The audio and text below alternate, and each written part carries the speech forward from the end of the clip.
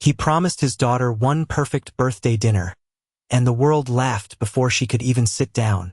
The restaurant glowed in warm amber light, crystal glasses catching reflections of quiet wealth, the kind that didn't need to speak to be noticed, and right at the entrance stood Daniel Hayes, one hand holding a small paper gift bag, the other gently wrapped around his daughter's fingers as if shielding her from something she couldn't yet name. Sophie's eyes wide with that fragile excitement only children carry when they still believe promises are unbreakable, her soft voice barely containing, "Is this really the place, Dad?"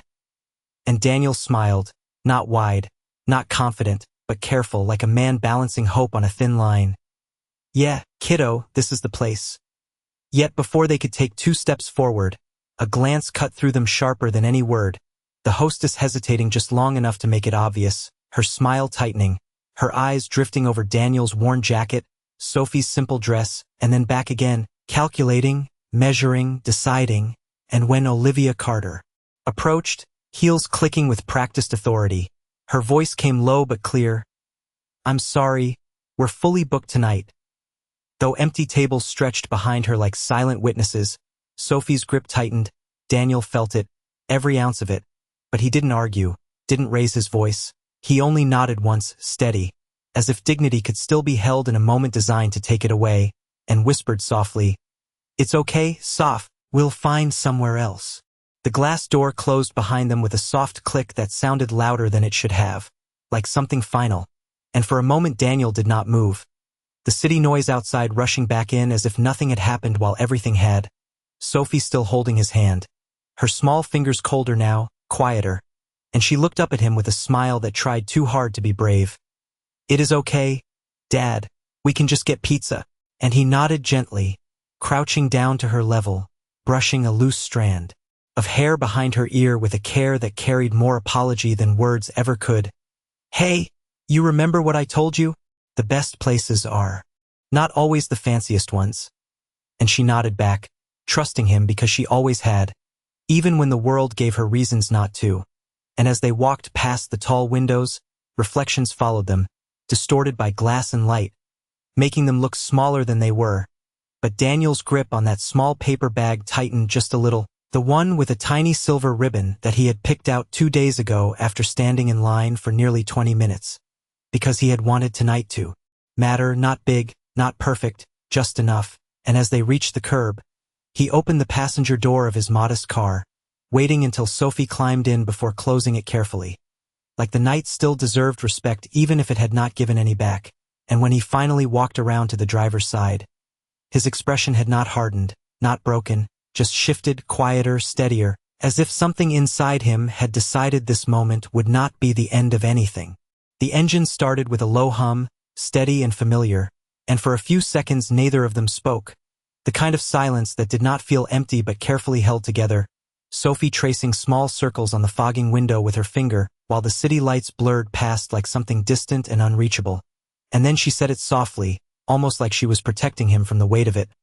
"Dad, when I grow up, I am going to take you to a place like that, and they will not say no to us." And Daniel let out a quiet breath that almost became a laugh but did not quite make it, his eyes staying on the road. "You will not need to, Soph, because by then we will not be asking anyone for a seat."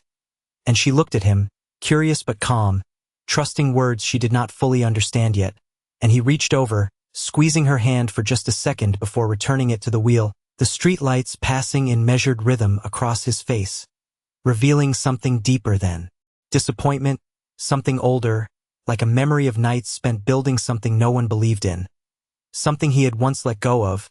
And as they stopped at a red light, his phone lit up quietly in the center console, the screen glowing with a name he had not seen in months, the kind of name that did not call unless something important had already begun.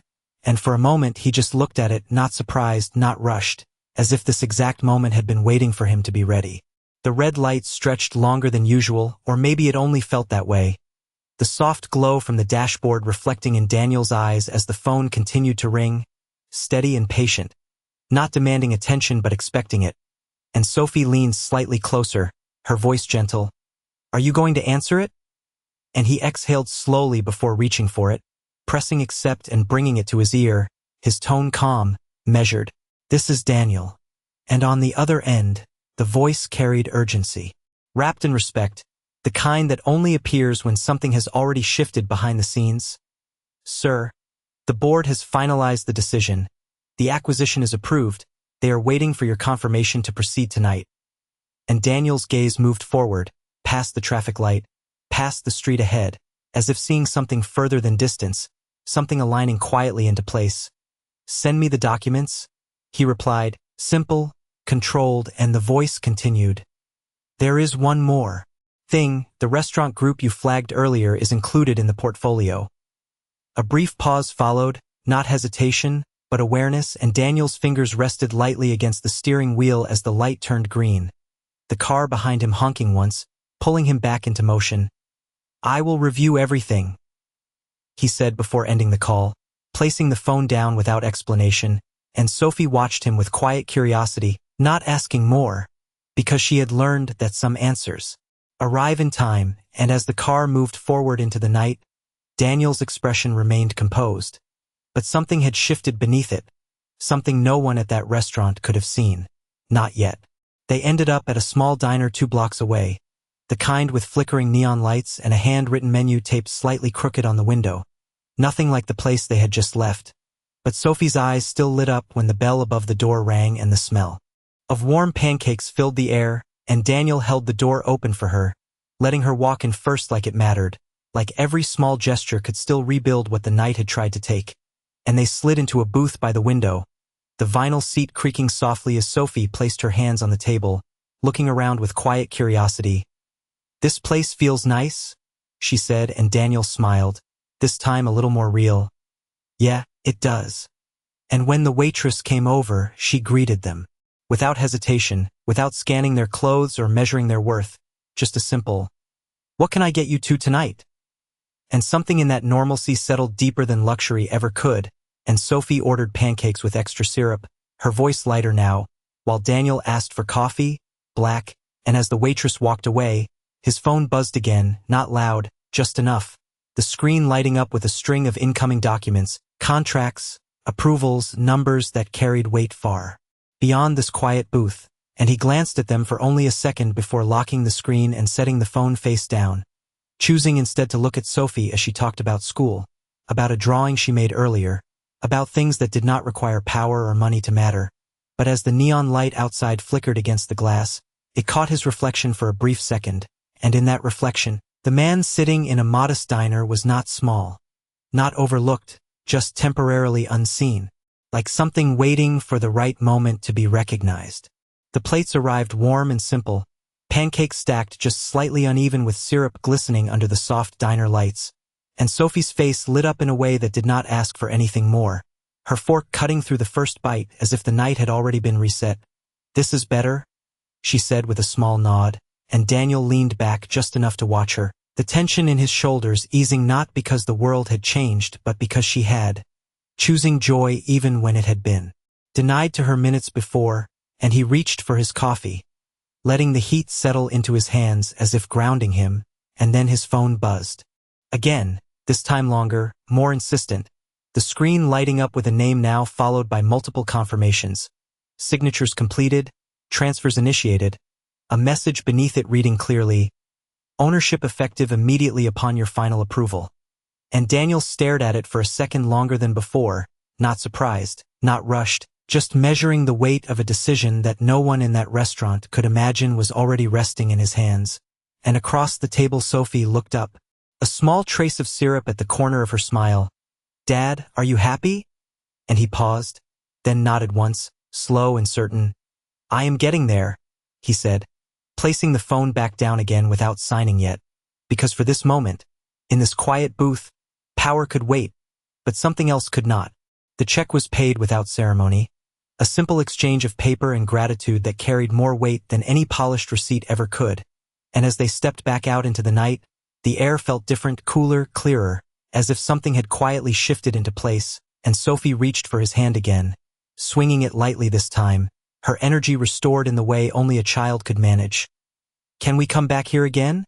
she asked, glancing over her shoulder at the small diner, and Daniel smiled, a real one now, unguarded. "Yeah, we can." And as they walked toward the car, his phone vibrated once more. But this time he did not hesitate. He stopped, pulled it out, and looked at the screen with steady eyes. The document still open, waiting, the final approval just one touch away, and for a brief second, the reflection of the earlier restaurant flickered in his mind. The closed door, the measured glance, the quiet dismissal, and then he looked down at Sophie, at the way she hummed softly to herself, unaware of how close the world had come to teaching her something harsh. And his thumb moved across the screen, deliberate, calm, signing his name with the same composure he had carried all night, and almost instantly, another message appeared, confirmation complete, ownership transferred, authority established, and Daniel slipped the phone back into his pocket without a word, opening the car door for Sophie as if nothing had changed, even though everything had, and somewhere across town, decisions had already begun to ripple outward, moving silently toward a place that had once turned them away, not with noise, not with anger, but with something far more precise.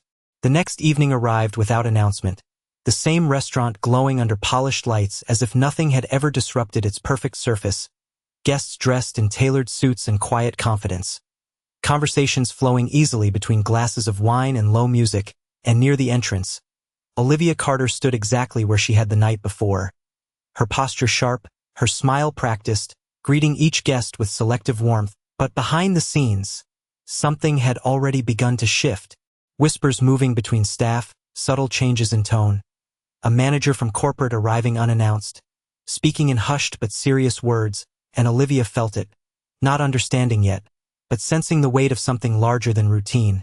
And then the door opened again, not loudly, not dramatically, just enough for the air to change, and Daniel Hayes stepped inside, holding Sophie's hand just as before, dressed no differently, carrying no visible sign of what had changed overnight.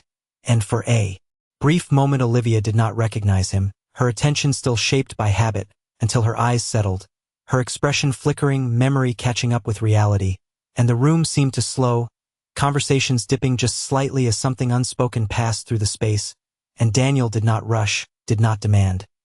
He simply walked forward with quiet certainty, as if he had always belonged there, and somewhere behind Olivia, footsteps approached, measured and formal, the presence of authority, drawing closer with each second, aligning perfectly with the man she had once turned away.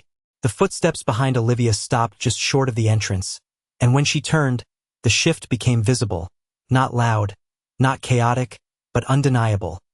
A senior executive stepping forward with composed authority, his voice calm yet carrying enough weight to quiet the room. "Good evening, Mr. Hayes, everything is prepared for you." And in that single sentence, the air changed completely, Olivia's expression freezing for a fraction too long as realization settled in. Not through explanation but through posture, through the way the staff behind her straightened instinctively, through the silence that followed like a held breath, and Daniel did not look at her, not immediately, his attention instead on Sophie, gently guiding her forward, his hand steady, his presence no longer questioned by anyone in the room, and only when they reached the center did he pause, his gaze lifting just enough to meet Olivia's, not with anger, not with triumph, but with something far quieter, something final, and the executive continued. "As of last night, Mr. Hayes has assumed full ownership of this location and its operations." And a ripple moved through the room, subtle but complete, the same space that had once denied him now adjusting itself around him without resistance.